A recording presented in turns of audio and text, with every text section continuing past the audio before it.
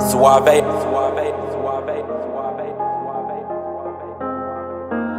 I've been in my bag for a while, I'm invincible. Story of a young boss, grinding shit get critical. Calling on my bros one time, cause you special. I had some hoop dreams of right rounds for my mentor. Every target that I shoot is on point like a pencil. Different road, changed relationships, I'm so sorry. Came up from the trenches and I made it, I say hardly. Now Bet Online is your number one source for all of your summer sports this season.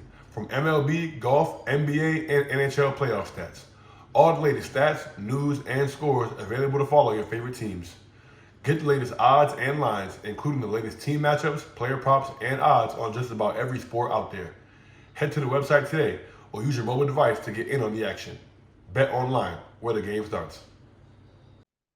All righty, guys. We are back with another episode of the What's in Your Bag podcast presented by Bet Online.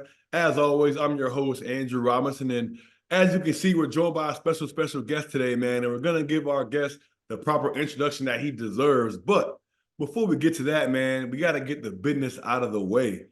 If you guys are watching this on YouTube, go ahead and stop what you're doing, man. Go ahead and give us a subscribe, give us a thumbs up. It goes a long way. Drop a comment, say what's up. Tell me how you're doing. You know what I mean? It goes a long way in helping this podcast get out to everybody who needs to hear it. If you're hearing this on Spotify, Apple Podcasts, go ahead and follow the show. Give us a 5-star rating. That also goes a long way. Help push this show out to folks who need to hear it. That was my guy, Pull Up Tay, on the intro. One of the hottest up-and-coming artists out of the DMV. Make sure you guys are streaming his music, man. Show my guy some love, man. But without further ado, we also have another artist on the show, man. A guy who is super talented. Somebody who I am super excited to talk to today. He's somebody who brings a plethora of experience in the creative industry, the corporate industry, and somebody who we're super excited to have on today, man. We're pleased to be joined by Dayne Carter, who's the creative marketing manager at Bleacher Report, and as well as an independent artist doing his thing on the ones and twos in the music industry, man. So Dayne, thanks for coming on with us today. Appreciate you, brother. Appreciate the intro and taking time. I was like, we're in opposite parts of the world, but we're making it happen. So I'm excited. Appreciate you having me. No doubt, man. It's hard to have you on as well, man. And shoot, this is something that it's funny, man. It's crazy. We're both at All-Star Weekend, moving in and out different rooms, man. We're almost linked up, man. But it's crazy. It's like we could be in the same room, and it's like, oh, I'm here on there, man. I'm gone. So That's the beauty of All-Star. Yeah. How was life been since All-Star Weekend, man? Take me through the ones and twos. I know you've been doing a lot. Obviously, you got a single that's coming out real soon that we're gonna get to later in the show, man. But how's life been ever since then? It's been good, man. I think All-Star is always like hectic, but a good hectic, where it's just like, it's almost like it's All-Star. So it's like everyone is in town and it's like, hey, how many things can we do in like 3 to 4 days? How many people can we see? How many events can we go to in between work and stuff like that? So I think for me, All-Star is super fun. It's always a good time, but it's also a bit of, once it's done, like, you can kind of breathe a little bit and relax. But, since then it's been busy. I mean, I think it's a good time for all sports. We had a NHL playoff shoot a couple weeks ago, last week and the week before. So that was the past 2 weeks. Final Four is this weekend. And then, getting ready for NBA playoffs and personally, I love hoops, but also a big soccer fan. So it's a huge summer for soccer. So I'm in a great place, man. I feel good. Love it. Now, I'm glad you brought up the Final Four because as we're recording this, it is the men's and women's Final Four. And we all had the pleasure of watching the spectacle that was the Caitlin Clark versus Angel LSU versus Iowa, man. What were your thoughts on just the game? That game obviously broke records, 12.3 million views, the most watched women's college basketball game ever. So what were your thoughts on just, I guess, the Final Four weekend, the hype around the game, everybody that was watching it, the fanfare? Just what are your thoughts on everything that's going around the women's Final Four right now? I think it's incredible, man. I think like the women's Final Four, at least to me, is been more exciting. Like I know, I've been following it a little more closely, just because kind of the matchups and the rivalries and everyone that's, everything that's kind of happening behind it. Caitlin Clark is incredible. She was cooking LSU. Of like, we'll just we won't name her because to be respectful, but who she was cooking transferred today. So I'm like, she's getting people off their teams. I'm like, she's super excited. I think it's gonna be the same once she gets to the WNBA. But I will say, as great as she is, them girls in South Carolina are still undefeated. So we'll see. She'll have to get through them. Facts, facts. And you know what, man? Listen, I gotta come to our girl. I'll say her name, Haley Van Lith, man. I gotta come to her defense a little bit on this one Yeah. because the Hooper in me is watching that game, and I blame Kim Mulkey. This is her fault for what happened because Yeah. she's first of all, Caitlin Clark can shoot it from half court. So let's start there. You got to pick her up dang near a half court. And they're setting these ball screens, and there's no blitz, there's no show or hedge Yeah. on the ball screen. They're not switching it. They're playing drop cover, and she's taking 2 dribbles and just shooting it. Pullman. What do you expect her to do? Like, it's nothing you can do in that situation. You better Would blitz. have cooked anyone. If it's me, I'm gonna go ahead and double team her and make somebody else beat us. If somebody else get 30, hey, Exactly. I'm gonna tip my hat. You know what I mean? Well, they left my girl on the island out there to fend for herself against Caitlin Clark. Or even bring it to high school, bro. Do a boxing one. Like do some. Like just make it like it can be open like that. It's crazy. It's unbelievable, man. So I'm blaming Kim Mulkey for that. Haley Van Lith, don't worry. You know what I mean? That's a tall task for anybody. A tall task. So Wherever she goes, she'll come back. She'll come back for sure. for sure she'll come back, man. But I was talking about this in my group chat the other day, man. I think I definitely want to get your opinion on this too, because I feel like obviously Angel Reese also announced yesterday that she's gonna forego her last year of eligibility and go to the league, enter the WNBA draft. But she did a whole shoot with Vogue around the announcement. And I was like, yo, it's crazy because the homer in me also, I'm a Maryland guy through and through, born and raised in Maryland. Okay.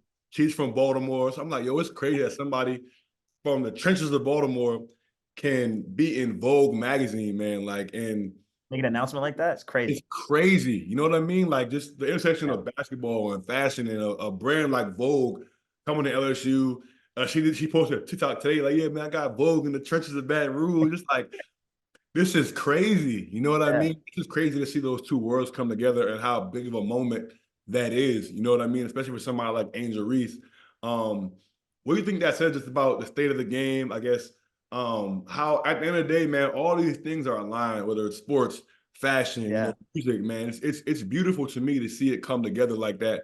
Especially for somebody like Angel Reese. I think it's incredible. I think, like, you know, we all know, like, the WNBA, it's, you know, it's not making as nearly as much money as the NBA. So I think it's dope that, like, these players, like, while they're still students in college, can, like, monetize one, but, like, also, like, show their personalities and be able to get brand deals and endorsements off of things they're interested in. So even through fashion, or like Flaw J doing songs with Lil Wayne, being signed to her, like, I think it's super dope. Like, all these, you know, all these athletes are being able to make millions of dollars in college, and it's, you know, it's something that should have been around, honestly, for a while. But I think now it's like more than ever, it's just giving them a platform, and showing them that, like, hey, like, this is working. We could continue to be individuals. You know, we still hoop on the court, but, like, off the court, we have personalities. And I think they're able to just tap into different markets, which, you know, they see themselves as brands, which I think is cool. Yeah. So the last topic I'll ask, kind of on the trending topic realm, before we get kind of your specific journey, man, is I saw something on Twitter. So I don't know if you've been following the men's tournament, but a guy by the name of Jared McCain plays for Duke. He's one of the best players, the freshman. He just signed an endorsement deal with, I forget the name of the company, but it was like a nail polish company because he paints his nails during the game, all that kind of stuff. Yeah. And I thought it was great. I'm like, all right, cool, he's getting the bag and things like that, you know, but a lot of people were upset about it because they were like, oh, well, how is a male getting a nail polish brand before, like, a lot of these women, things like that. But like, touche, fair point. You know what I mean? Fair. Okay. But it is different though, for I feel like a male to be painting your nails, especially somebody of his stature. Obviously, it's a very polarizing topic, but I kind of want to, did you see that? Or what are your thoughts on kind of that whole topic? Because for me, I feel like people have always been saying, oh, women should be getting a whole bunch of, you know, brand deals, whether it's makeup, hair, like all these, you know, whatever brands should be like flocking in for women's sports, because at the end of the day, people say the money isn't the same, this and that, but like there are so many brands on the women's side of basketball that could be taking advantage of these athletes and the things that they're doing. So for me, I thought it was cool that a male did get a brand deal from a nail polish brand, you know, but I thought that, I guess, the discourse around it was also very fair and interesting. So I just want to get your 2 cents on the topic. Yeah, well, first, I'm biased. I'm a diehard Duke fan. So ever since like Nolan Smith or Chris Duhon, like way back, like I've been a diehard Duke fan. So I'm pro anything that happens on Duke. But I think Okay. specifically for like Jared McCain, I think it's dope, man. I think like it's funny. It's like it's polarized. Like, no, it's not. Like, who cares? Like, you know what I Right. mean? Like, if that's what he like, if he wants to paint his nails, dope. He's cooking you on the court. Like, who cares what he chooses to do? Or not who cares, but like it shouldn't be a polarizing topic that Right. he paints his nails. And I think like obviously don't know him, but like even just following him on social, he seems like he's embracing it. And like the more people kind of, try to troll or make jokes, like he's not deterred from like continuing to, show that, hey, this is how I express myself. And I think it's super cool. I think it's good, a good thing. Like a player of his stature, he's going to be a lottery pick. He has a nail polish deal. So does what's his name from the Rockets? Oh, Jalen I'm Green. Jalen Green has one. We did a run with him, and he literally part of his seating. I still have him remember part of his. He got this, and I'm like, you know what I mean? Like this is he got. I don't know what the brand is, but he got like a nail polish brand. And I think it's dope. I'm like, why not? I think women should be getting it as well. But I think obviously like the caliber of player he is, it's more of a trending topic, or it's something that's different than that what's normally happening. I think it should go both ways, but I think it's just cool to see him getting a deal. I'm not going to say like sure, I think more female players should be getting it too, but in terms of him, I think it's something that he embraces, chooses to do, and why not? It's dope. Facts. That's Hey, crazy that I was sitting right there. that's crazy, right? That's Yeah, crazy. Great topic, man. Hey, listen, great question. if you're hearing this on Spotify, man, go ahead and jump over to YouTube so you can get the visual. But it was funny though, because I think you brought up a great point. It's like people were talking about, oh, he paints his nail, this and that, but he had 30 twice in the And he tournament. showed up. Yeah, he showed Twice. up. You know what I mean? So hey, he's still handling the business. I don't got nothing to say to that guy. You know what I mean? He showed up. Exactly. He showed up. I'm, Um, I'm a big supporter of him, so I hope he does well in the league too. for sure, man. But now I want to kind of get into your journey, man, and kind of your story, man. And I want to take it all the way back. We always like to kind of work our way up from the beginning to present day. So I kind of want to talk about your upbringing, where you grew up. Talk about kind of first how you first got into that, I guess, Yeah. that creative itch, whether it was music, sports, you know what I mean? Talk about kind of the early days and kind of how that has formed you into the person that you are today. Yeah, for sure. I guess to give you a quick summary from the early days, was born in Queens, New York. Lived there for about 10 years. A lot of my family's from Queens, but I would say I grew up in a small suburban town, Hillsborough, New Jersey, which is in Somerset, which if you don't know the area, it's closer to New Brunswick, Rutgers, maybe like 20 minutes from there. All my life, was super into music, sports. I grew up playing basketball, played kind of in the AAU circuit for a while, and same thing with soccer. Played both those in school. Kind of realized, okay, once we got, senior, junior year of high school, professional sports, probably not my route. I realized that earlier enough, but I was like, hey, I still love, the space. I feel like I have a good knowledge of the game, and even just even friends who are athletes, being able to give them advice, or just kind of thinking of athletes as a brand. And when I would just see certain things, I'm like, oh, this would be a cool collab for you know I'm a Nets fan, so Vince Carter or Jason Kidd would have done this, and just kind of thinking that way. My whole life was, I knew I wanted to work in sports or music. And then I'd say, you know, I've been, like I said, making music all my life, but once it was time to graduate, it was like, okay, well, I have to get a job, I have to make income somehow, and I can't do music full time. But I was like, how do I kind of blend the worlds together or work in either field? So I had a cousin, have a cousin, love her, and she was a music assistant. She managed a few artists, and I'm just like, man, you have a really cool job. If you just hear anything, let me know. I just would love to get in the field. I don't necessarily want to just be behind a desk, in a suit and tie, which isn't nothing wrong with that, but I was just like, I don't think that's for me. So she ended up knowing someone by the name of PR, who's now the CMO of the Springhill company. And was just like, hey, I know someone, he's starting a company. Would you be interested? And I'm like, sure. Didn't really know much about them. Obviously, they had, LeBron James affiliation. So I was like, that's enough to get me excited. But just remember early days, it was a basement, maybe 3 interns, an assistant, PR, and the company grew from there. But just kind of seeing it from the ground level of day one, okay, let's like order internet and order furniture. And I'm like, man, like this is great, but like I have a degree and could do a lot more. But just seeing, step by step by step, and then being able to, go to meetings. And I feel like I had I was pretty lucky early on because we were so small of a company where I couldn't be the traditional intern where, hey, you get coffee or you print this. It's like, no, you need to like come up with ideas and build the decks and pitch and present. So yeah, so that was my start. It was at a company called The Robot Company, which still exists now, but it's under the Springhill Company umbrella. And yeah, worked there for 8 years, just between intern, associate, account manager, and then kind of with the landscape of social media and all these creators, it turned into, you know, hey, there's all these influencers here, and being able to, I had a lot of relationships with people, and would give them advice on stuff, and it's like, hey, brands are looking for that. So that kind of turned into my role now. And in the past 2.5 years, I've been at Bleacher Report, where I do creator marketing there. That's tough. So I feel like as you were talking, it was like ding, ding, ding, ding, a bunch of Yeah, falls. I was rambling. No, it's great though, because I was taking notes just now. Things I'm gonna circle back to, but Yeah, since you kind of mentioned it and we're on topic already, I want to talk about your time at the robot company, which I think for some people they might not click is now grown into Spring Hill and Uninterrupted.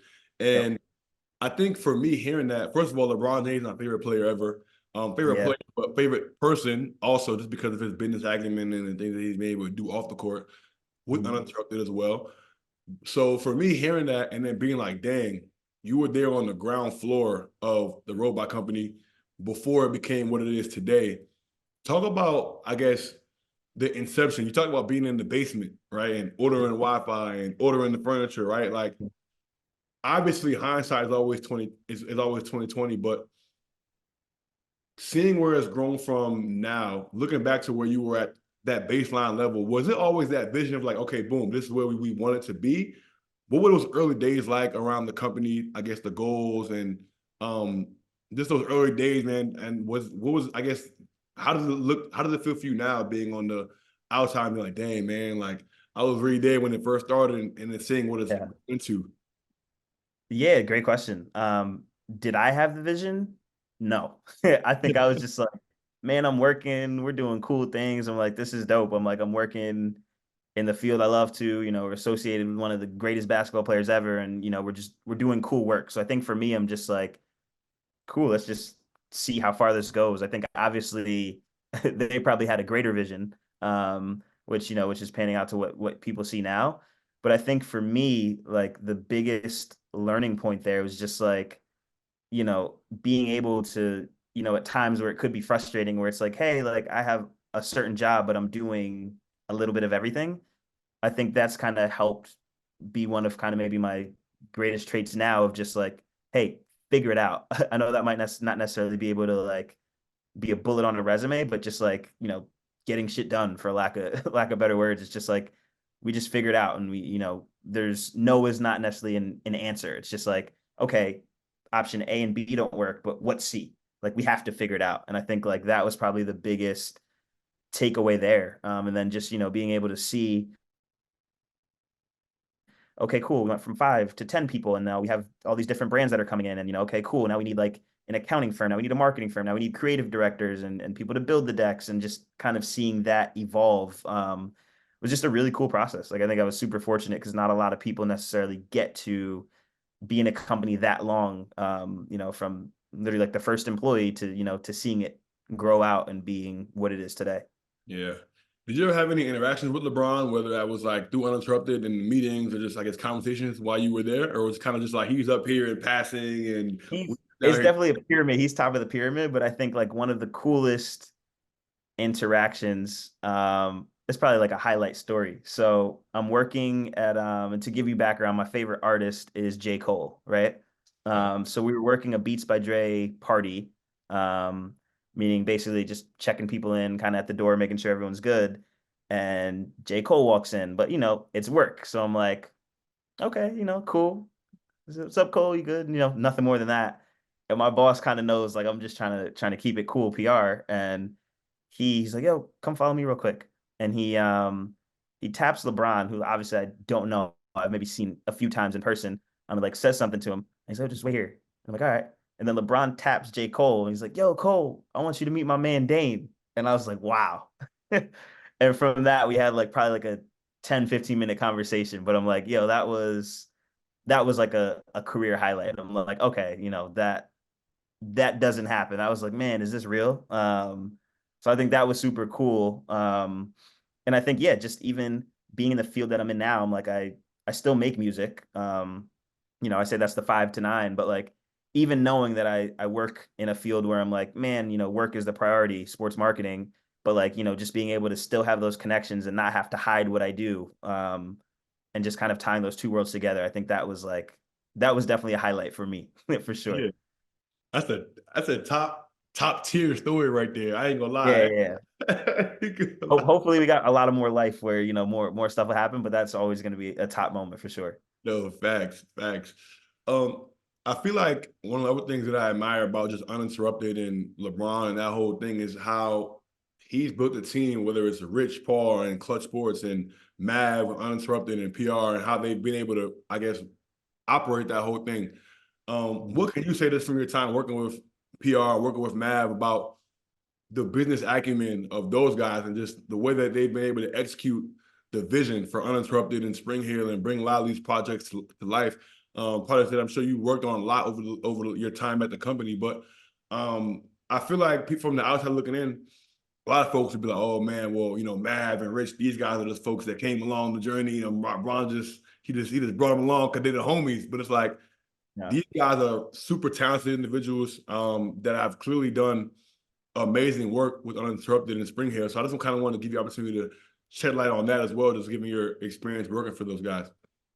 Yeah, it was cool. I mean, obviously I was the closest to PR because I would see him every day and be in the New York office. But I think, just knowing that like, hey, these are people that, we all have childhood friends. And we ultimately like, if we were in that position where we're LeBron, it's like, of course you want to bring your close people that you trust, but at the end of the day, it's, they got to put in the work, and that's what they did. And you see it, like they all have their own businesses. They all, do a ton of things that aren't tied to just LeBron, like they're entrepreneurs in their own. And I think it's just cool to see, especially like, you know, black men, which, being at that top is rare, like in this field. So just being able to see them as they continue to build in their own careers, but they still continue to do stuff together.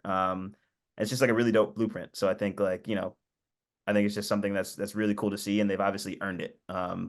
It's not like, hey, they're just in the room because they're friends with LeBron. No, he's got a lot of friends, but they didn't necessarily go to school to learn the lessons and figure out what you need to do to, turn this into business. So I think that was always something that I like really respected about the structure. For sure. Now, transitioning from Uninterrupted and the robot company Spring Hill to Bleacher Report, right? Talk about some of the work that you're doing now for Bleacher Report. I feel like from Bleacher Report has some awesome content that we all see on social media and on, Yep. all over TV and things like that.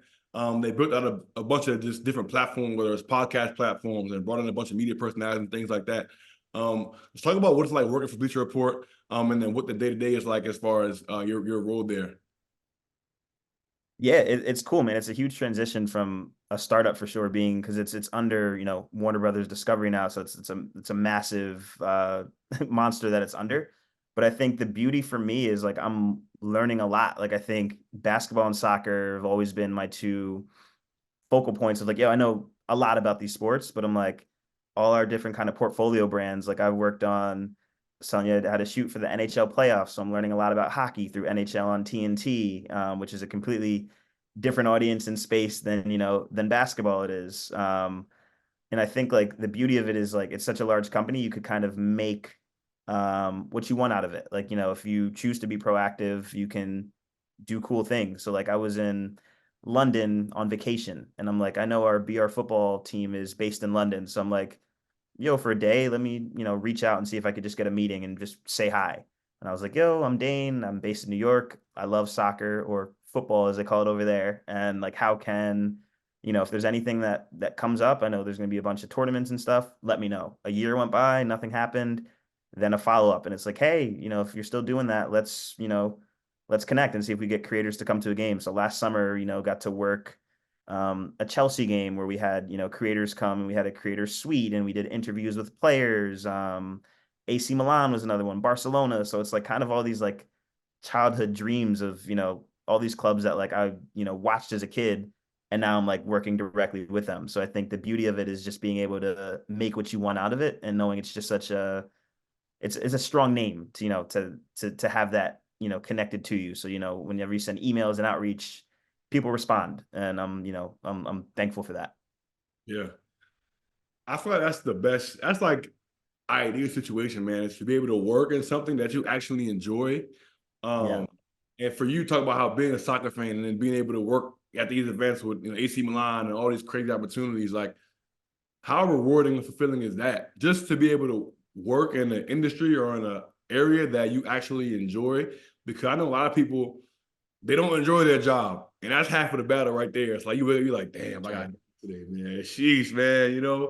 And I think that people always say it's so cliche, but it's like if you love what you do, you never work a day in your life, and being able to have these different experiences and being able to travel for work, go to games, talking about working the NBA finals, all the different things that you get to do, through your job, man. Like how cool of an experience is that to be able to, I guess, have that Yeah. through work? It is. It's beautiful, man. I think like it's a balance, right? I'm like, we all want to survive and pay bills, and like everyone wants to make money. And I have friends who are like, they work in finance, and sometimes I'll listen to their conversations. They're like, "Oh, you making how much?" I'm like, "Damn." But at the end of the day, I'm like, I think it's a balance of also, making money, but experiences and like things that like ultimately make me happy. Like when I go to work, I'm not code switching. I'm not pretending to be somebody new. I'm like, these are events that I would watch in my own time. I would spend my own money to go to. And it's funny, like a lot of my friends who don't work in the field, they're like, "Yo, do you work? Like, what do you do? Why are you all at these events?" And I'm like, to me, that's a lot of like, I guess what you call it, social currency, where it's like, obviously we make money and it's a great company, but I'm like social currency in terms of like, man, these are bucket list things that I'll tell my kids one day, or I'm really, I got to work under the greatest basketball player ever, asterisk arguably, but in my opinion, yes. But and I think it's just fun, like being able to be in a space where, yeah, I truly value this stuff. And it's, cliche, but like eat, breathe, sleep. Like this is, stuff that I'm doing, that I'm in my group chat with my friends, but like I'm actually working and being able to have like some of an imprint on it, making a mark. What would you say if you had to name maybe one or two, your favorite event that you've got a chance to work through, whether it's Bleacher Yeah. Report, Uninterrupted, I guess an event or a place that you like, dang man, like it's crazy that I'm here, man, and Yeah. do work at the end of the day. What would you say is the first thing that comes to your mind? I'll give you two. The first one, El Clasico Miami. So if you don't know what that is, Real Madrid and Barcelona, every time they play each other, it's called El Clasico, and that's probably the biggest sporting rivalry in the world. First time it was ever played in the States was maybe 6, 7 years ago, but it was in Miami, and it was kind of like a Super Bowl weekend, and we got to work that. So like we basically, we set up youth clinics for kids. We set up like a whole fan fest, where we'd have players come, sign items, throw stuff out, kind of do nightlife experience with celebrities. And we also got to do a thing called Fam Jam, which was a celebrity soccer match. And it was coached by Draymond Green. And no, maybe that was the second year. I think it was either Draymond or Odell and Drake. And I'm like, man, like I'm, putting together the list of talent, sending outreach notes. I'm on the pitch kind of, telling them, okay, this is what's going to happen next. And I'm like, man, this doesn't feel real. Like, I'm like, just like the odd jobs we would do. Oh, so and so got lost. You got to go get them and drive them on the golf cart to the field. And I'm like, okay, like it was like Drake, Lil Wayne, like all my favorite kind of people, and we're just all in one room. And I'm like, man, I'm here enjoying it, but I'm here because like I deserve to be here. Like we were doing work, and that was like for me just the first moment of like, man, this is one of the coolest weekends of my life, and I'm also getting paid to do it. So that was cool for Spring Hill. And then the second one, I think just like All-Star Weekend at probably a Bleacher Report. It was my first day, and like, hey, come to All Star. And this was the first All Star after the pandemic, and got to meet a lot of people in person. I got to sit, for the Saturday night All Star dunk contest, go to the game. We're in a suite. I'm like, man, this is like a hell of a welcome to Bleacher Report. So I think just those two in itself were just the soccer and basketball angle, but those are probably my two highlights. There's a lot of stuff, but those are the two that come to mind. Your first day on the job, man. You want to come to All-Star weekend. Hell of a first Yeah. day. I'm like, yeah, for sure. I'll be there. I don't know what I'm gonna be doing, but I'll gladly come to games for sure. Yeah. So again, I want to segue a little bit into the music career, but the last one I want to ask you before we segue is for somebody who's listening to this, right, and they might say, dang, I want to be able to cover El Clasico for work, right? Or I want to be able to pull up to All-Star weekend and work for Bleacher Report, right? Like, what kind of advice would you give to somebody who's trying to have a career in sports and work at some of these companies, whether it be Uninterrupted or Bleacher Report, right? Like, how can somebody get in the door with some of these platforms to be able to have some of these type of experiences? Yeah, I think it's honestly just being proactive and networking, which sounds vague, but I'm like, one thing I will say that it's not is like, hey, if you see a job description or like, a job application, you want to send a job application for a job that's available and you send it and apply and then just sit and wait around, 99% of the time you're not going to get that job. So I think it's just like, doing the work of like, okay, who is the hiring manager? Do I know anyone from my network that's on the team? Is there anyone that's kind of maybe in a more of a junior role that I could have a coffee or one-on-one with and just kind of learn about? I think that was one of my like things that I do really well. I'm like, hey, if I was interested in someone's career path, it's like, hey, let's set up a virtual coffee or let's go sit down and meet. Hey, tell me about yourself. What'd you do? Nodding my head. Like I'm, vaguely talking about myself, but I'm just kind of listening to them. And then you leave that conversation and they're like, man, yo, Dayne's a great person. I'll look out. And I'm like, all I really did was just kind of express my interest in what you do. And as a result of that, that's how, you develop mentors and people that'll actually like, instead of, hey, apply to this job, it's like, yo, let me connect you with my friend who's the hiring manager. And then you start to get in these circles. And it becomes a bit easier. Obviously, you have to have the qualifications and do the work, but I think it's all about who you know and who knows you. And if you're passionate enough and care about the job, you're going to figure it out. 100%.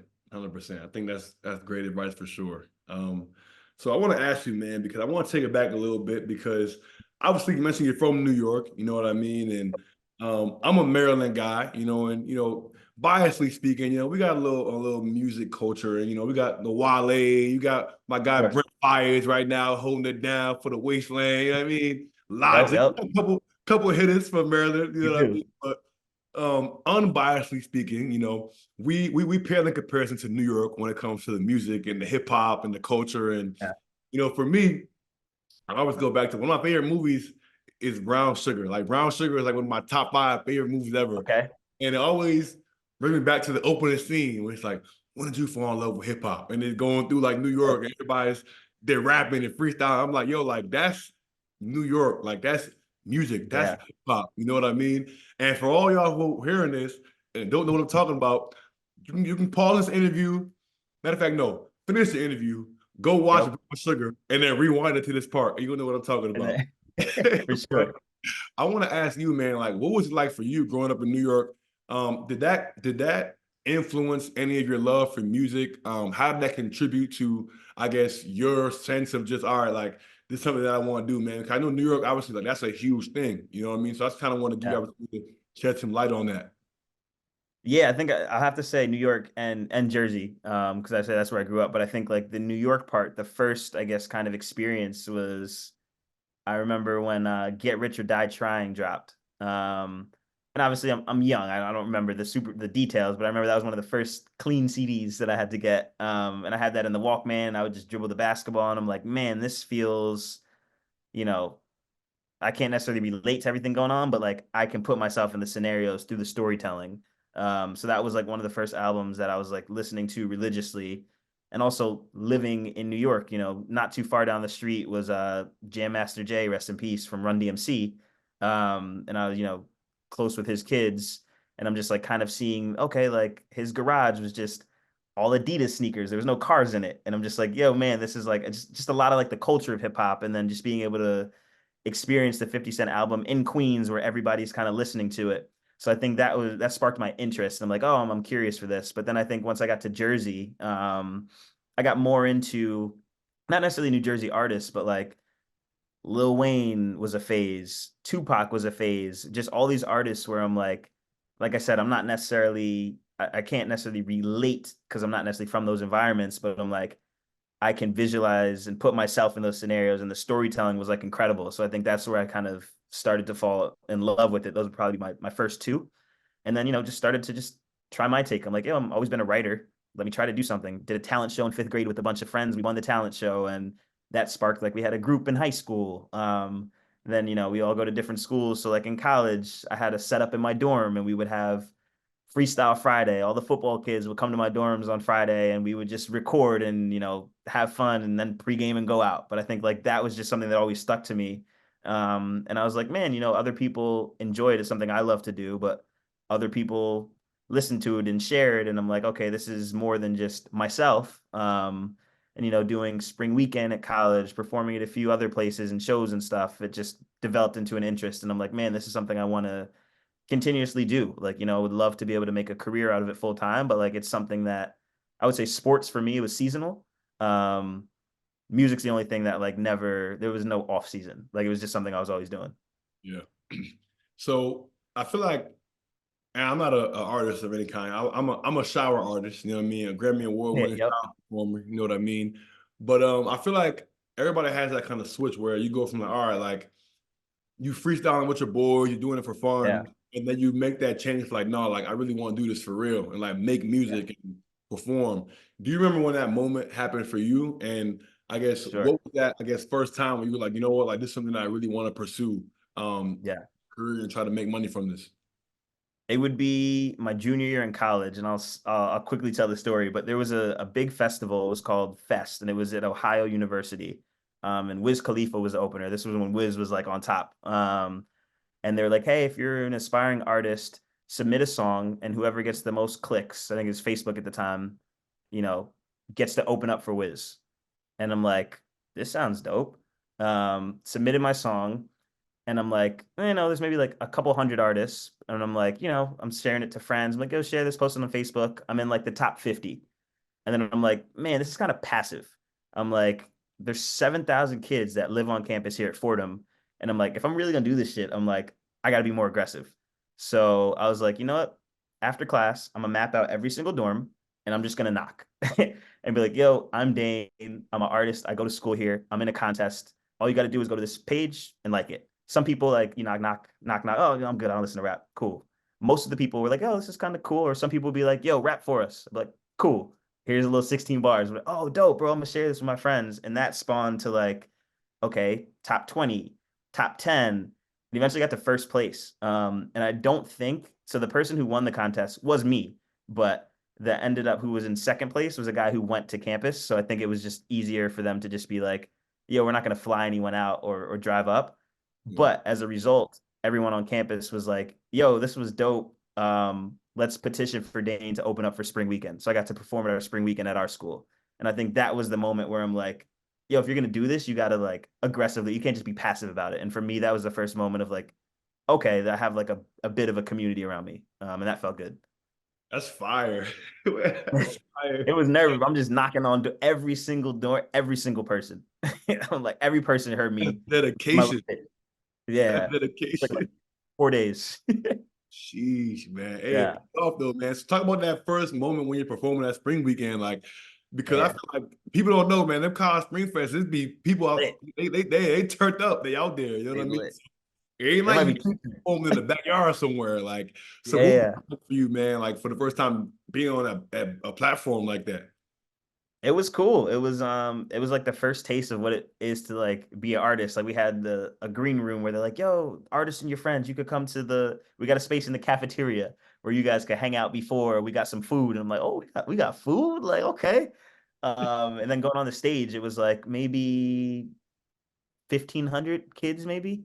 And I'm like, yo, this is like, I wasn't nervous, maybe just a little anxious, but I'm like, yeah, I performed. It was great. People had a good time. And it's like, man, it's kind of like I want to keep feeding this. Like, what can I continue to do to do more of this and have more of these opportunities? Yeah. So from that point, when you first kind of made that decision, right, of I'm gonna go all in on this music thing, right, to Yep. now, right, you're still working in the corporate space, right? You're at Bleacher Report. You talked about the Uninterrupted Spring Hill, and you mentioned earlier how you are in a space where like you don't have to code switch at your job now, right? You're able to kind of Yep. walk in authentically who you are, be you. And I want to talk about today how you're able to balance both, right? The artist, Dayne the artist, but then at your job, right? How do those two things come together? Because I think on the one hand, I saw an Instagram post Yeah. you talked about, and you were like, man, like saying you're an artist, like people, or saying you rap, it's like people like, oh, well, what do you really do? You know what I mean? Like For sure. For sure. it's interesting. You know what I mean? So how Yeah. do you balance that today, right? Because at the end of the day, music is something that you can never really give up on. I always talk about like, you know, Benny the Butcher, right? Like he didn't really blow up until he Sure. was older. You know what I mean? Like, and you could pop whenever. It's only one song, one album, whatever the case may be, one TikTok little joint to go crazy, and now your life is completely different. So Yeah. how are you balancing that today, man? Like, you know what, and I gotta keep pushing. I gotta keep making this music and keep Yeah. feeding inspires me. But I'm also in this corporate space where I have a 9 to 5 and this is my job, right? Like, how do you balance those two things as Dayne, just the individual? Good question. I think it's definitely a balance, and at times it's like, oh, okay, it could be like a lot because it's just time at the end of the day, right? It's like 9 to 5, which are vague. Sometimes it's longer, sometimes it's shorter. But I'm like, I'm working. This is Bleacher. Anything that we have to do for work, and then I think the beauty is like, I work remotely a lot of times. I could close this laptop and open the music laptop, and I'm right there. So I think it's just a balance of just time management at the end of the day. I'm like, a lot of people are like, oh, how do you do both? And I'm like, I don't have a family at this stage. So I'm like, a lot of my free time is doing music. So where it's, I just say the same thing. It's like, yo, when people go home and they spend time with their kids, or if they have other passions and stuff they do, I'm like, and I don't want to compare kids and music to the same, but it's just time things. So I'm just like, it's time management. It's like, hey, that's something that I enjoy to do, and that's how I spend my time outside of work. So I think it's just, it's just a balance of the two. But I don't think it's not taking away from anything. I think that's the biggest case of it. I think it's almost more of like a bonus where it's like, oh, Dayne, he does this. He also does music. And, I'm not necessarily just talking about it. A lot of people can just rap or freestyle with friends, but I'm like, I'm investing in myself. I'm making content. I'm making songs. I'm performing shows. I've been fortunate enough where I've had brand deals through work partners. Through NBA 2K, I got to have songs in the game. I got to do stuff with a few sneaker brands. So I'm like, I think when people just see you're doing it, it's just like, okay, yeah. I'm like, I'm not an aspiring artist. I'm an artist. I don't necessarily have millions of followers, but like I'm doing it. And I think that's the biggest thing. It's just like, continue to do the things you love to do. Man, and I'm so glad that you said that because I think it perfectly segues into my next question is how do you qualify like success as an artist, right? Because on the one hand, everybody's like, oh, well, you know, you didn't blow up, right? If you made it, you're like J. Cole, you do a tour, debut album, right? Um, and some people's like you could do music for, like I said, 10, 15 years before you get that big break or whatever that big break qualifies for you. So how do you qualify success as an artist, man? How do you continue to be like, you know what, all right, this is what we're striving for, this is the goal, right? Yeah, What does that look like for you? Because I feel like number one, it can look different for multiple people, but also, for man, there's sure. so many people that are making music, right? And not everybody's gonna be a Yeah. whatever Grammy Award winning artist or whatever the case may be. So how do you qualify what success looks like for you in this industry? Yeah, I think first, I guess the type of artist I am, I'm like, there's a lot of substance behind it. Like, obviously we get lit and turn up, but I'm like, there's a message behind it. And I'm like, I always want people to listen to my music. Like, I want them to meet me as a person, and then they hear my music and they're like, ah, okay, makes sense. And that's, unfortunately, a lot of times it's like a lot of stuff that pops doesn't necessarily translate to that, or it's a slower grind when you kind of go that route. But I think first and foremost, do I enjoy this? If I put this body of work out, am I proud of it? And I think that's, check one. And then I think check two, it's like, obviously I'd love to be at a stage of, a J. Cole where I'm selling out shows and being able to make money. My main income is coming from music, but like I'll do a show and 150 people show up and I'll sell 150 tickets myself. And I'm like, that's a win. Not everyone can do that.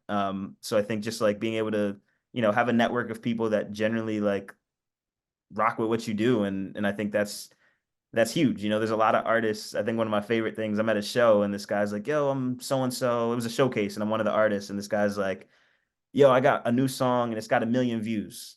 And I'm like, that's a lot of views. But I'm also looking in the crowd and I'm like, there's 5 people here to see you. So I'm like, something's not translating versus my song might have 10,000 views. I got 100 people here. So I'm like, there's a sense of like what's real, what's not. But I think at the end of the day, if I like it and my community likes it and supports it, that's enough. Thanks. Now, I kind of wanted to bring it to present day, man, because obviously you got a single that's dropping called The Cookout, man. And I Yep. want to give you the opportunity to talk about that. Obviously, I want to get into the name first and foremost. Cookout, right? Because I feel like us Black folks, when we're thinking about the cookout, we're thinking about the music, the food, OG Exactly. grill, you know what I mean? So Yep. this where did the name for the song come from? Because I'm hearing the name, but then the lyrics of the song is like, yo, I'm the chosen one, right? That's like talking Yeah. about the lyrics and stuff. All right. Talk me through that. Talk me through that and the whole vision for the song. Yeah. So I think normally when I make songs, it's like what most of the time what the hook is, the chorus, that'll be the name. But I'm like, for this song, it was more so like the vibe. So like the beat, it was kind of like a soulful sample. It's like feel good music. Weather's starting to get warm.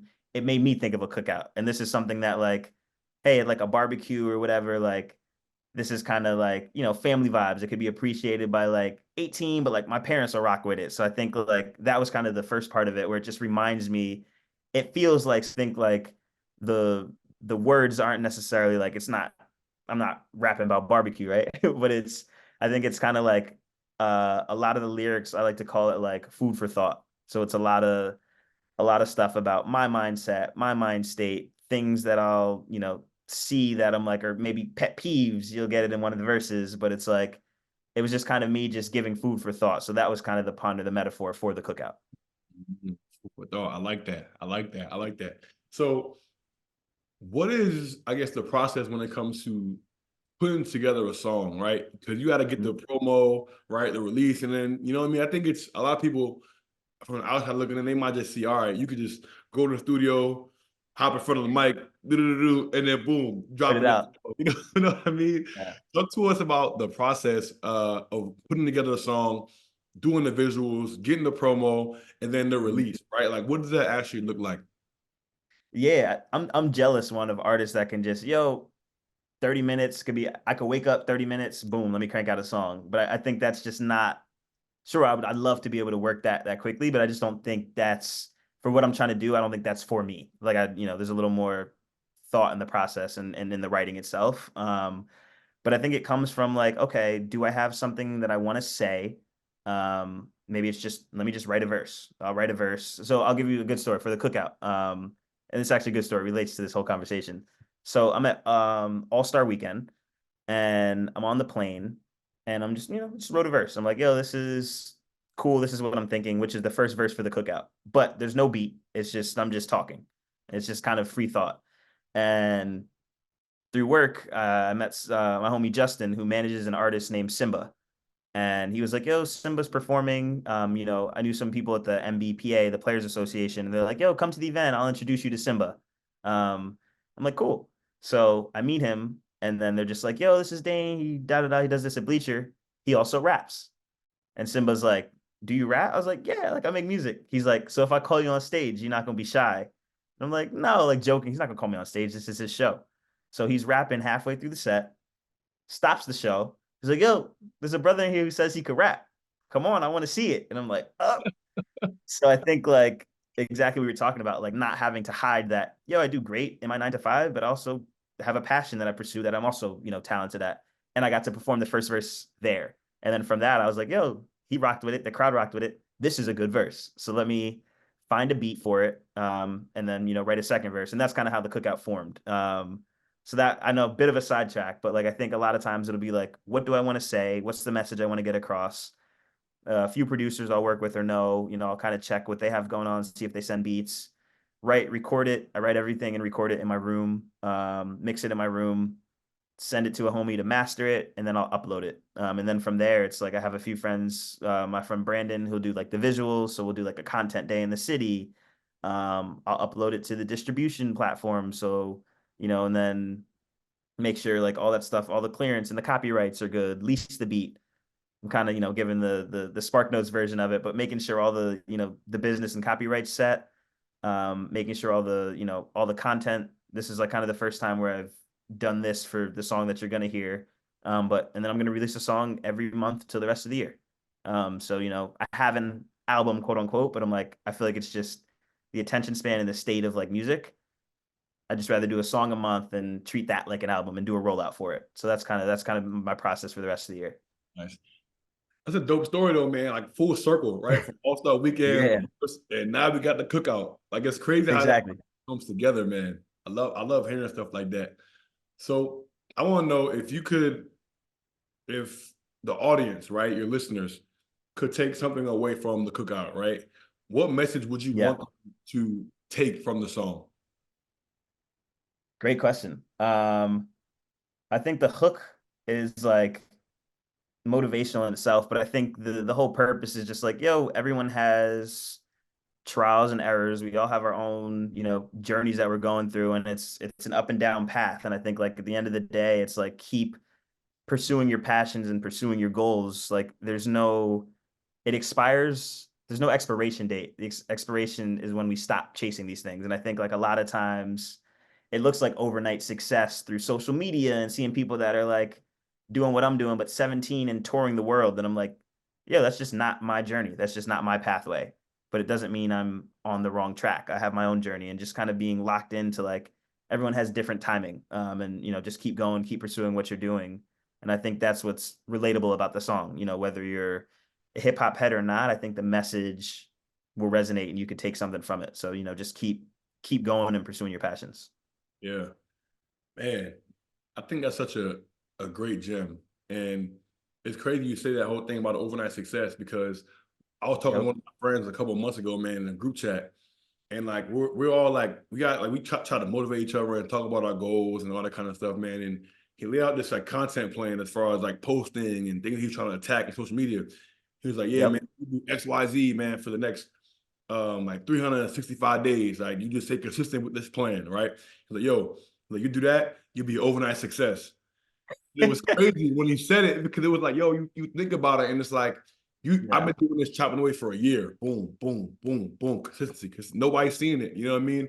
Exactly. Like you pop, and it's like, dang, man, like he went from this to this, and it's like, nah, you didn't see the work on the back end, but to the outside, Exactly. it looks like you're an overnight success, And I want to talk to you about that, man, because I feel like music is one of those type of things where it's like you could be here just boom, boom, boom, moving right along, and then you have Mhm. one song that just goes crazy, right? And now people are gonna say, "Oh, he overnight Hey, success." one, yeah, one hit Yeah, wonder, that one overnight song. success Oh man, it's like, man, I've been doing this. Do you not see my catalog? for Scroll down sure. on music. You see all these songs I've been dropping, right? All these Yeah, videos I've been doing, all these shows that I've been performing. This is years yeah, in the making, right?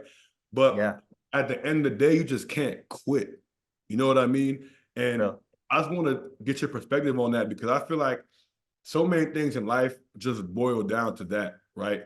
That Mhm. whole idea of just not quitting, man, staying consistent, continuing to do what you do. And it's gonna look like you're an overnight success one day. And people gonna have the audacity. You'll be like, Yeah, overnight, what? You know what I mean? But overnight, 20 years. man, right? Yeah, But I just kind of want to get your thoughts on that, man, because I think the industry that you're in is probably one of the most, I think, this flagship examples of that. You know what I mean? nah, man, these are great questions, bro. I'm like, yeah, I agree 100%. I think it's like it looks overnight, but it's like a lot of work. And I think I used to be mindful of like, man, if I have a song out, I don't want to oversaturate it or look like I'm doing too much, or like I don't want to ask people to listen to it or seem like I'm desperate for shares. But I'm like, yo, if I'm not confident about my shit, who is, and why should they be? Like I Yeah. should be the number one advocate for my music. So it's just kind of like, not being afraid to in a smart way, but like, yo, I'm gonna continue to push this. I'm gonna push this as much as I can. And a lot of times with music, a lot of people like act like once the song's out, it's done. Um, and okay, on to the next. But I'm like, for example, the songs that I was lucky enough to have a couple of songs on 2K, those songs were probably 2 years old that got put on 2K. And then the songs went from in a year 3,000 views to 100,000 views. Because they were like, hey, what songs do you think would make sense? Oh, these are old, but like they're not old to people who've never heard them. So I kind of look at it as just like batting reps. Like it's like, I don't want to just put one song. That's why I'm doing a song every month. Cause I'm like, if I get 7 more chances or 8 more chances, 8 more at bats, there's a greater chance you'll hit a home run rather than just once. You know what I mean? So I think it's just continuing to pursue it and not being afraid to be like, yes, I am an artist. This is what I'm doing. And like, hey, if this triggers you in any way or you don't like it, you could unfollow me. And someone else will follow me that'll be interested. And it's just, finding your audience and curating it that way. Yeah. So how do you fight that internal battle, right? Because I think when it comes to social media, right, and content, you do have that internal battle. Dang, man, am I doing too much? Like, am I posting this? Am I this cringe? Like, you have that internal battle. It's like, all right, like, am I like, how do you? At the end of the day, it's only too much. It's only too much for people who aren't interested. But the people who want to hear your music, it's like, yo, man, drop that. I want to hear it every day. Like, post that. Yep. You know what I mean? And I think that it's the hardest hurdle is getting over that mental battle to go out there and post, or to put yourself out there, or to jump in somebody's DMs and be like, hey, listen to this, or hey, whatever the case may be, right? So how do you as an artist like fight that internal battle of just whatever, what do you want to call it, pride, or just whatever it may be, right? Of just, all right, nah, like I have to really go out of my way to post this or to reach out or whatever the case may be, because this is what it takes. Yeah, so you can't be too cool, man. I'm like I used to be like, yo, let me post a song out. Oh, you'll hear it when you hear it, Hey, it's out. Go check it out. No, I'm like, how is a song's never blown up that way ever in the history of music. So I think it's a balance of just like I know people who do it to me where it's a door where it's just like, yo, you're just sending me links, you're just sending me links. But I'm like, yo, make it personalized. Talk to people. If someone shares your music, hey, thank you. Appreciate it. Just kind of simple things like that. But it's just like, yo, you don't have to listen to my music. You don't have to come to a show. So I think it's just like building a community around people that like actually are engaged and care, invested in what you do. That's kind of the core focus. And then at the end of the day, it's like, I've seen it just through kind of this run that I'm doing for this song. It's like, hey, I've gained 20 new followers just because I've posted content and people have reached out and said, yo, this is great. This is cool. And it's just like continuing to do that because like I have an end goal in mind. And that's like, I want to keep going up, and I'm not gonna stop that because maybe one song doesn't hit, the next song might. So I think it's just knowing that like, hey, you're getting better, you're trying new things, but at the end of the day, I'm only getting older. So I'm like, like I said, I don't think there's an expiration date on music. Like you think of the big three, they're all in their mid to late 30s, right? And they're still, at the top of their game. So I think it's just, hey, just keep going, keep putting in reps and just knowing that, it's gonna stick, it's gonna happen. But when it's not gonna happen is when you stop. That's when it 100% won't happen. Yeah. How do you feel about social media right today? Because I think the beauty of social media, on one hand, you do have that kind of anxiety around posting and like hopping in DMs and putting yourself out there. But on the other hand, it could be such a vehicle for driving your career, man, and outreach. And you've seen some people who have like, I think of like Benson Boone, who was like a TikTok sensation, and he was like blowing up on TikTok, did the American Idol, and it was like, nah, F that, I could do better on my own doing the TikTok content. Now he's like, I mean, the beautiful things is like all over everywhere now on social media. And it's like, we've seen so many people who have been able to use social media to their advantage when it comes to music, to like get eyes on the music and things like that. What do you think about just, I guess, the impact that social media can have on your career, on promotion, and the ways you can kind of use that to your advantage? Yeah, there's just so many people, man. I'm like, you can only be grassroots for so long where it's like, grassroots marketing of like, hey, let me knock on doors like I did in college. I'm like, great. That's, you build a relationship that way. And then that might be, you might develop more of a loyal following. But I'm like, the internet is literally access to everyone. obviously it's not going to hit or transition to every single person, but I'm like, why would you not just want to put yourself on a platform where it's reachable, and like you can DM certain people, you can share your music out there, you can connect with other people that are like-minded and form a community of other artists that are trying to do the same thing. So I think social media, it's an incredible tool. I think if used properly, because I think it's also could be distracting. And you got to kind of be mentally tough, because I'm like, people are trolls, or people might not necessarily like everything you're doing. They might just not like it. They don't even have to be trolling. It's like, yo, this shit's whack. This song's trash. Cool. You still listened to it and commented. Appreciate you. On to the next. You know what I mean? You still took time out your day to listen to it. That's a stream. Appreciate the 0.3 cents that you gave me. But I think, I think it's just like, I try to balance it because I work in social media too. So I'm like, even scheduling posts, like that's one thing I've been doing for this whole rollout. I'm like, okay, cool. I'm gonna schedule a week ahead of time, and it'll kind of post, and we react in real time. But like, I try to have a time where I'm like, okay, at night I'm not necessarily gonna be on it or be active on it, but it's also like, if you treat it like a job, it can be very beneficial. And you could reach a lot more people that way without having to leave your home. So I think I think it's a great tool. Yeah. I wanted to ask you about, a couple of minutes ago, you talked about how like you were able to combine the Bleacher Report and your music career and kind of reach certain partners and collab with the shoe brand and 2K. Yep. Right?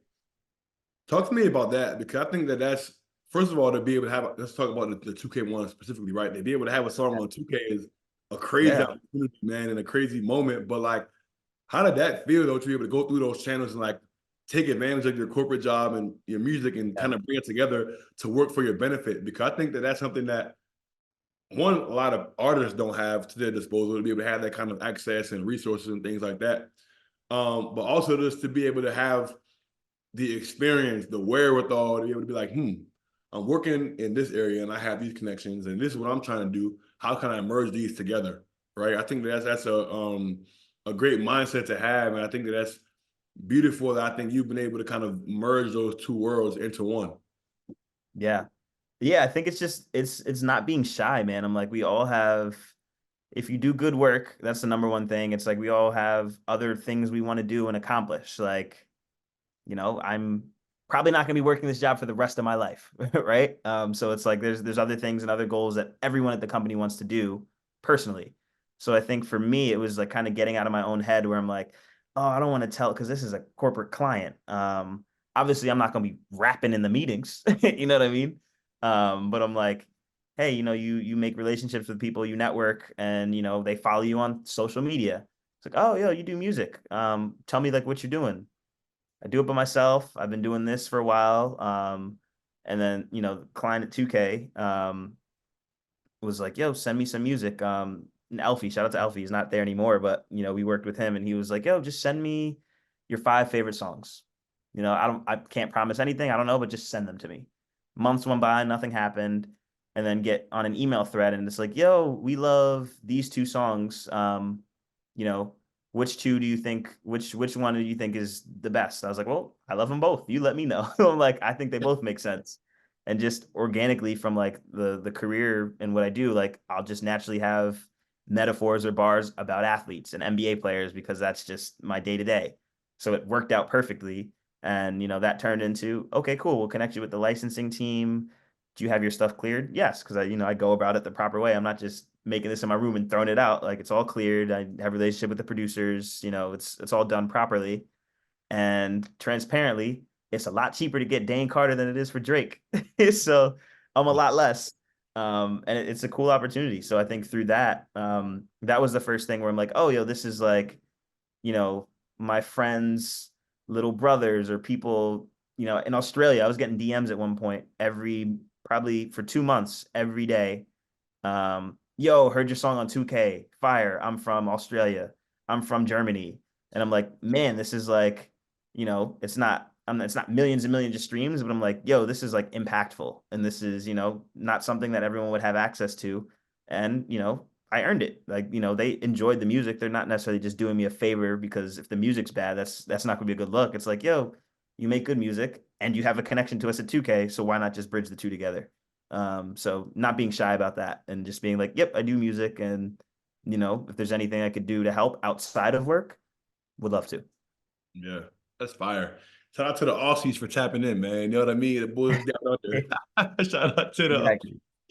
um so I kind of wanted to ask you, man, because I feel like working in the industry that you work in, man, I think it's such a privilege to be able to have that experience and like, okay, this is how you go about working with brands.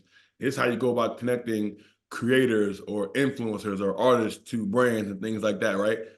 Yeah. What does that process actually look like, right? So for somebody who may be like, you know what, I think I have this great product, this great brand. I'm an artist, right? And I'm trying to connect this business, this platform with brands and monetize and things like that, right? What are some ways that people can kind of take advantage of that if they Yeah. don't have a huge following, right? They don't have the 100,000 followers. They're not Drake or J. Cole, right? We're trying to Right. get our stuff moving. We might have a great product. And what are those, I guess, next steps that we can take if we're trying to work with some of these brands or collab, right? You've been able to take advantage of it with 2K and in the fashion and shoe space, like, right? So what are some of these tips or ways that I guess other people can get involved in this if they don't have that enormous following right off the bat? Yeah, I think the biggest thing is just being a doer, man. Just doing, regardless of how big your platform is, just doing the things you're interested in. Like I guess a good example is like, you know, there was a time when people were interviewing and I was like meeting with people and they're like, man, like I love sports and I would love to start a sports blog. I was like, yeah, that'd be dope. It's like, do you have one? No, but like I want to. Okay, well, not that there's anything wrong with that, but like now you're part of hundreds of thousands of people who love sports. We all love sports, you know what I mean? But it's like an example would be like, there's people who are like, I met with someone who's like, yeah, here's my personal blog. And I just kind of write the things of the month that I think are super cool. And here's ideas that I would have for athletes and pair them with brands, or here top 5 fashion brands to follow that put out good ads. And it's like, oh, you're doing it. I think that's step one. And then I guess even step 2 is just like promoting it on social. Like if you have a brand that you're a fan of, create content, tag the brand, use the brand, post about the brand, reach out to people on the team, like just doing the extra step. It's like everyone can post and tag the brand, but like not everyone's going to necessarily go on LinkedIn, find out who the brand marketing team is and get a contact and reach out to the email and let them know, introduce themselves and go about it that route. So I think like, just being able to, it's honestly just being curious, like, what next step can I get to continue to go? And I think through that, I had a lot of people I know who make really good money with less than 100,000 followers, and have a lot of brands that paid them a ton of money because they know how to work with the brands properly and they go about it, not necessarily even just a DM. It's just like, go research, invite these people to, if you're an artist, invite someone from the brand to come to your show. Just things like that. And just being personable. Yeah, that's great tips. When you're talking about a Bleacher Report, right, and you're doing like you mentioned, right, you did the soccer event, and you guys brought out a bunch of influencers to the suite, and you're doing all these different activation and things like that. What are things that you guys are looking for in creators when it comes to people who you guys want to work with or partner with certain brands and things like that? What are some things that help the guys that you guys contract stand out? Yeah, I think it's a little bit what I said before, but it's engagement. I'm like, it's, we all know the world. I'm like, if I wanted to get 100,000 followers next week, I could buy them. You know what I mean? And that might look good, but I'm like, is that really going to translate to anything? You might be able to finesse a few brands, but like, it's not really, it looks good. So I think like one thing we go for is engagement. Like, hey, who are the people when influencers are posting content, who's engaging in the comments? Oh, these are real people. These are people that, they're fans of. Are they having conversations? Is the audience is like curious about things that they're doing, or is it 80% bots in the comments? You know what I mean? So I think that's a filter. I think that's more important than following count.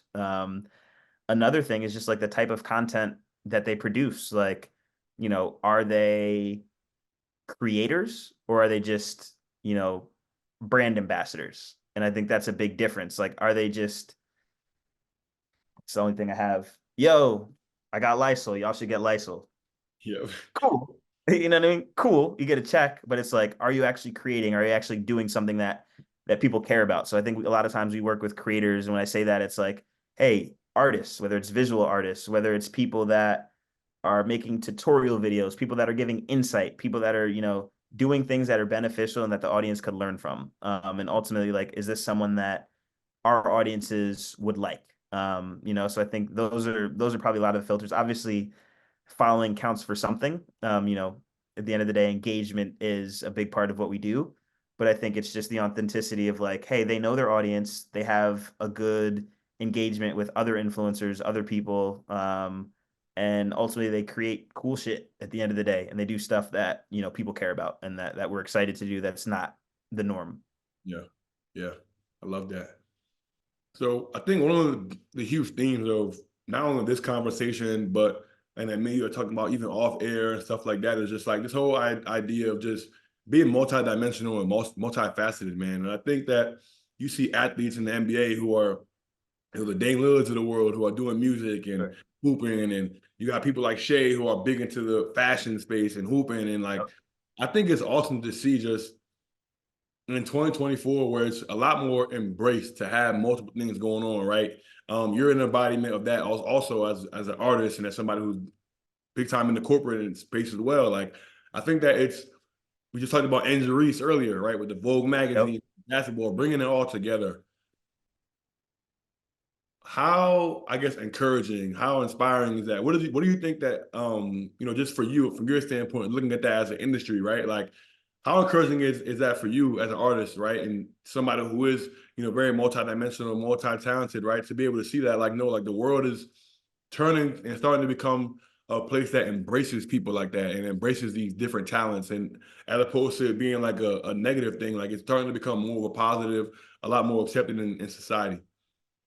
Yeah, it's definitely like inspiring, man. I'm like, there's been times I'm like, man, I had a long day, I'm tired, I don't feel like writing a song.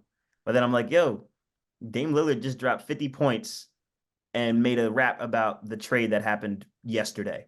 Yeah. I'm like, he's working his ass off. I know, like, practicing and stuff like that. So I think like, just seeing things like that, it's like, yo, it's hard. If it was easy, everyone would be doing it. So it's like it's going to be tiring at times. But I think the beauty is like people are embracing that. And to your point, like that's why like the Shays, the Dame Lillards, that's why they're so entertaining and engaging, because it's like, yo, we don't just see them on a basketball court. It's like I can see him in his personal life making music. I can see Shay at a fashion show.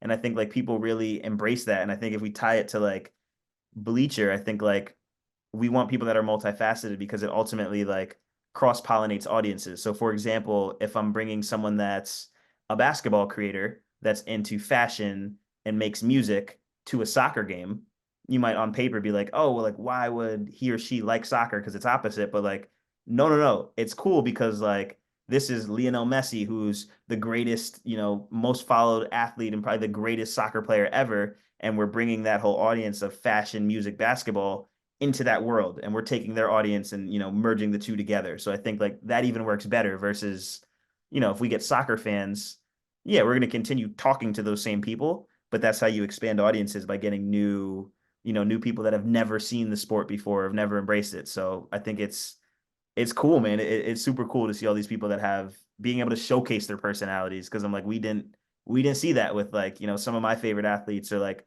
Michael Jordan was like a methodical. Like we don't know about him. We just see him when he hoops. And Yep. then he brought the Jordan sneakers, and like it just expanded a whole different universe. Yeah. Yeah. Who are some of your favorite, I guess, artists when you're not in music making mode? You mentioned J. Cole is your favorite artist, but Top. Yep. yeah, yeah. Outside of Cole, I guess who are some of your favorite people to tune into and listen to in your free time? I love J. Cole. Um, I would say I had a big, not as much anymore, but like Wayne was just like the wittiness of like all G's move in silence like lasagna. I'm like, oh wow. Like think about, what I mean? Just like people that they say things that make you think. So like Wayne was definitely super witty. I think nowadays I like listening to a lot of R&B too. Just kind of like for like melodies and stuff. So I'm big into like, I know Bryson Tiller's been putting a lot of stuff out. That sounds good. Brent Faiyaz is another one. There's a guy named LA. I'm not sure if you heard of Blast. Yeah, yeah, yeah, yep, yep. Yeah, he's super dope. So like I like them from like I'm obviously not necessarily singing like that, but I'm like, I love the melodies and what they're talking about. But in terms of like bars and rappers, the Cole, Kendrick, Drake, not to be generic, but like I also love people like, you know, Mick Jenkins. I think he's super talented, artist from Chicago. Another one I would probably say is I like a lot of Smino. Smino's putting out a lot of cool stuff. There's someone else I'm missing that I'm gonna be mad after this podcast, but I just like melodies and bars and people that are saying things that are like, oh man, this has been Joey Badass is another one I listen a lot to. Yeah. I never knew Blast was how you say his name. That's BLXTS. Yeah, yeah, XST, yeah. Never Blast. knew how you say Well, Yo, no, he's I'm glad tough. you listen, you learn something new every day, man. I feel like I've been saying bro Dave wrong. Nah, you're good, you're good. But no, he's Yo, tough. yeah, he's tough. I feel like so I'm a big time R&B dude now as well. Like I Okay. listen obviously to Bryson, Brent, Giveon, but also the Give me, ladies too, man. I love Kehlani, SZA, Summer Walker, all that. But you know, R&B is in right now, and I feel like it, new I, R&B I because it's love new age.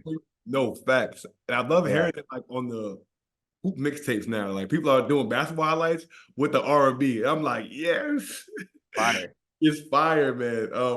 Like I'm people putting like the Aaliyah 1 in a Million or some. It's something about seeing a killer crossover in slow mo and like oh love. Yeah, It's crazy.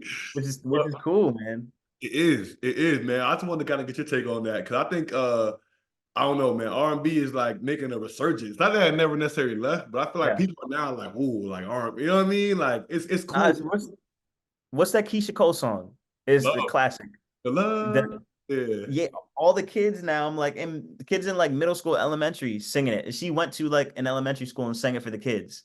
And I'm like, man, this song was older than them. You know what I Dang. mean? Even like Burna Boy, Last, Yep. Tony Braxton.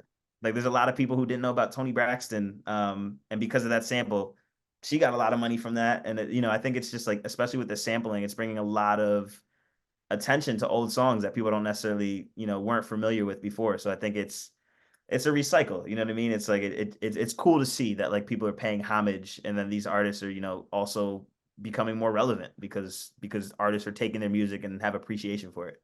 Yeah.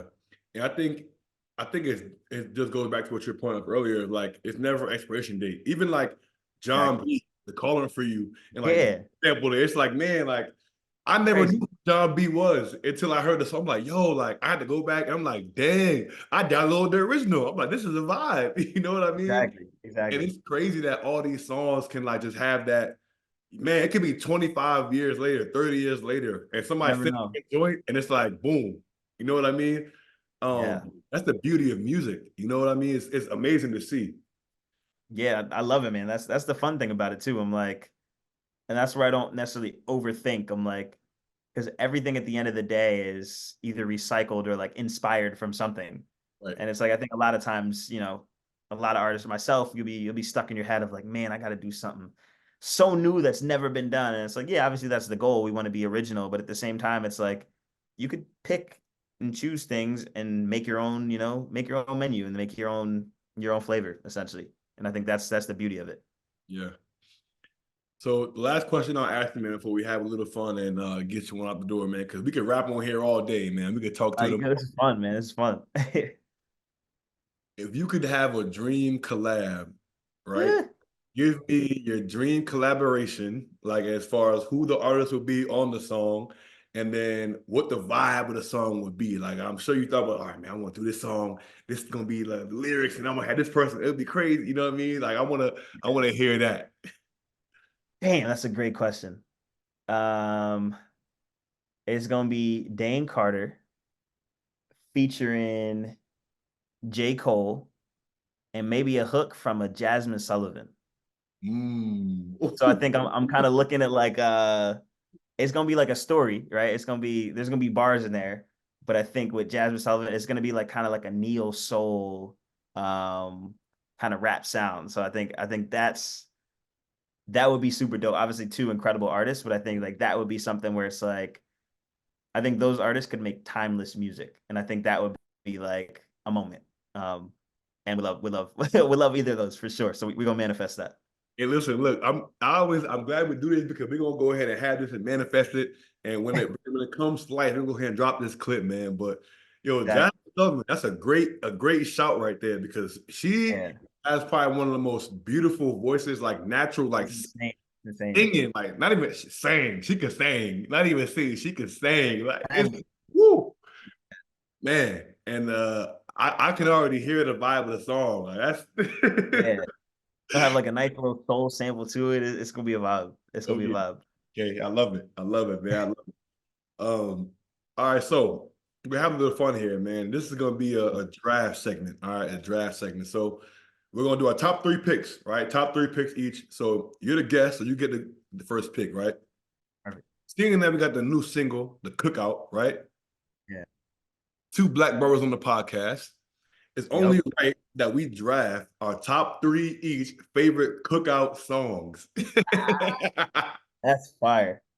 So I love that. the first pick. You get the first pick. Okay, let's. Is this like we're throwing the cookout? Yeah, like yeah, either you're throwing it and these songs gotta be like if you don't hear these songs at the cookout, something was wrong. Okay. I don't know if this is gonna be an order, but the first one that comes to mind is I'm gonna say Before I Let Go, Ooh, the Beyonce remix. okay, And we could maybe even do the transition. If we got a DJ there, we could mess the original with the Beyonce. But I think that's the first one. Everyone gets up and dances. Okay, cool. We got a nice little vibe. We got a yeah, nice vibe going. okay, We'll okay, start with that. okay. So I gotta go Cupid Shuffle, man. Gotta go Cupid Shuffle. Mm. You know what I mean? I gotta go Cupid Shuffle. If this song don't come on at the cookout, it's bad business. Bad Yeah, business. I'm with that. I'm with that. What's okay, let's go with since we kind of in that dance mode. Cupid Shuffle. I don't want to say Electric Slide because I feel like that's generic, but it's a great song. But man, let's go with I'm gonna take it back. Walk It Out. DJ Unk. I'm trying to keep the old school, but everybody could have some fun to it. Old school, old school. Yep. Okay, okay, okay. All right.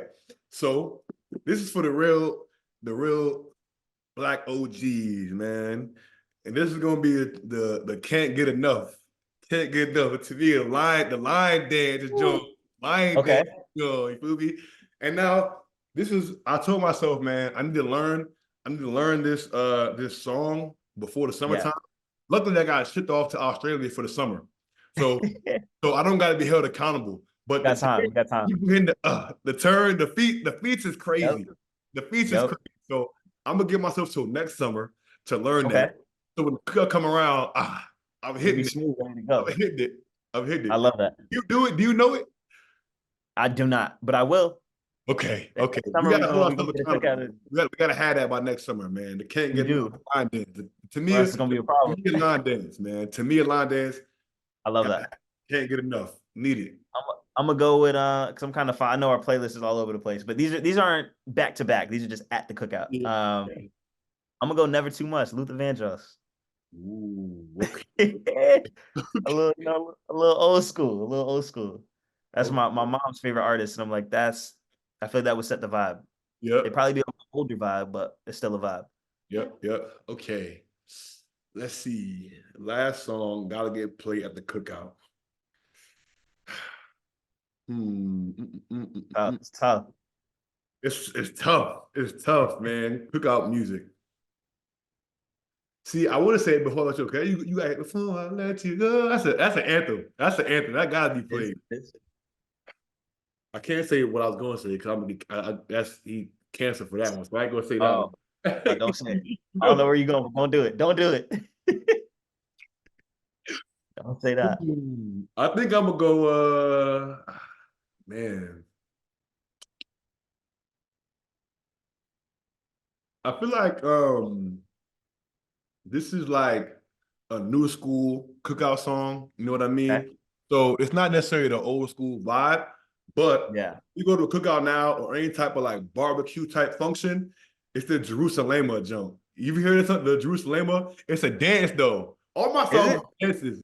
It's like a little tap tap. It's like do the little feet switch, and then you spin around. If you get off of it, you play the song. I don't know if I know it. If you play the song, I feel like you might have heard it before, but it's kind of like an Afro beats kind of vibe. But Okay. it gets people dancing.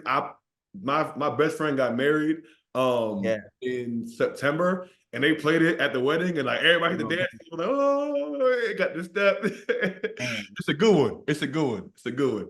I'm gonna check it out. Like a new school type joint because it's kind of more than like Afro beats type of vibe, Caribbean type vibe. But it's a good one though. It's a good one. You play at the cookout, I guarantee you, you're gonna get people out their seat and onto the dance floor.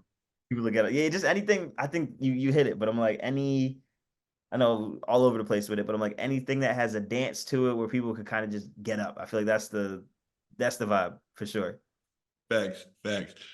Nah, this was great, man. And like I said, me, you could hop on here and talk all day, man. But I wanted to ask you one last question, right? We always ask all of our guests this question. Who should we have next on the What's in Your Bag podcast? And whoever you say, you got to get in your point guard bag and give us the assist and help us get them. I'll go. You know what? I feel there's a lot of people who would be good. I'll throw out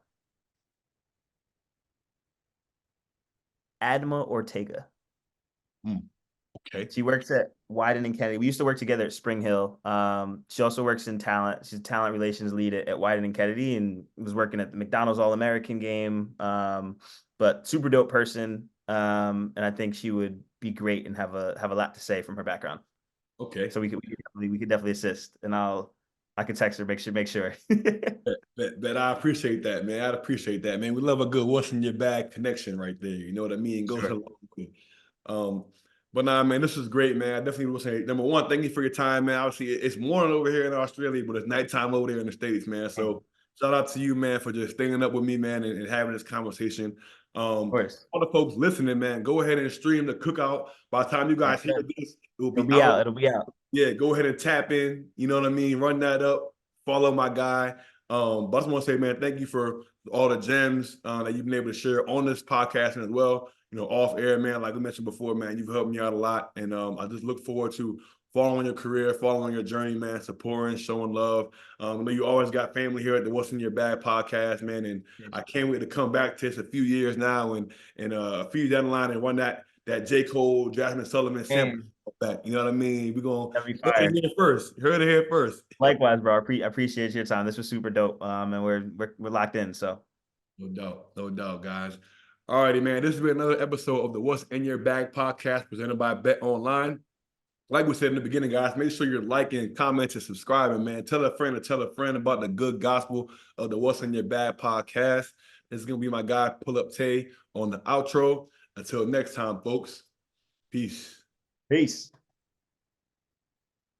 Suave.